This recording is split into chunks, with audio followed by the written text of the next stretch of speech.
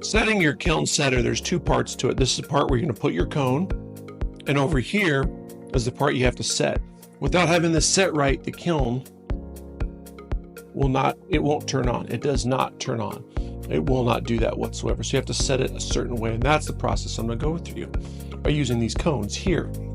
This is the cone you're gonna use. Some are square, some look like a cone shape, is what they are. They have a little number on them to tell you what the cone is. Usually most people use either cone 04 or 06. When they're done, this is what happens to them in the kiln setter. They melt, and that tells it when to shut off. I'm gonna show you how to set up the whole entire kiln setter. No matter if you have a scut, a crest, it's pretty much the same how it starts off by setting the kiln setter. So it doesn't really matter on that one, okay? Let's go through that process.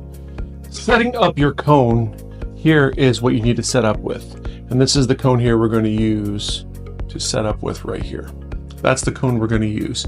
Always make sure your numbers are facing inwards. So that little number always facing inwards in the kiln. And I always make sure it's to the left side, because you can do it this way, but it's upside down. Always make sure it's right side up and it's facing this way in the kiln.